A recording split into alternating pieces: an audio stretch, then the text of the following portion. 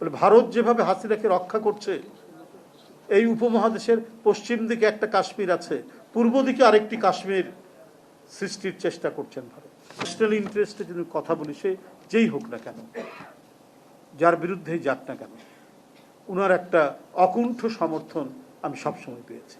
এই প্রেস ক্লাবে অনেক দিন আগে আমি আজও উদ্বুদ্ধ হয়, যেভাবে একটি বক্তব্য উনি রেখেছিলেন, বলে ভারত যেভাবে হাসিনাকে রক্ষা করছে, এই উপমহাদেশের পশ্চিম দিকে একটা কাশ্মীর আছে, পূর্ব দিকে আরেকটি কাশ্মীর সৃষ্টির চেষ্টা করছেন ভারত। উনার কথা, উনি একজন মুক্তিযোদ্ধা, একবার রণাঙ্গনের মুক্তিযোদ্ধা, ফ্রিডম ফাইটার, অকুতোভয় ফ্রিডম ফাইটার। আজও এ ধরনের মানুষ আমাদের সমাজে আছে। আমি যদি এই জাতীয়তাবাদী নেতাদের ধারাবাহিকতায় যাই, কখনো আমি দেখিনি যে ন্যাশনাল ইন্টারেস্টে যে কোনো আগ্রাসনের বিরুদ্ধে কথা বলতে তারা কখনো থমকে গেছে।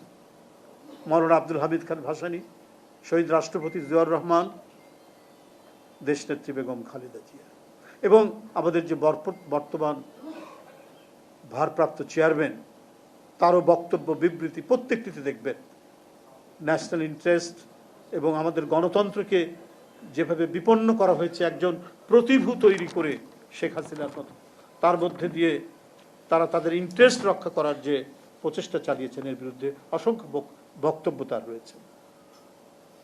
আমরা আমাদের মাটির গভীর থেকে আমরা এই নেতৃত্ব পেয়েছি বলেই আমরা আমাদের জাতীয় স্বার্থের বিরুদ্ধে যারা কাজ করছে তাদের বিরুদ্ধে আমাদের যতটুকুই সামর্থ্য থাকুক, আমরা সেটা নিয়ে কথা বলেছি, রুখে দাঁড়ানোর চেষ্টা করেছি এবং আন্তর্জাতিক ফোরামে জাতিসংঘে এটা উত্থাপনও করেছেন আমাদের নেতৃবৃন্দ।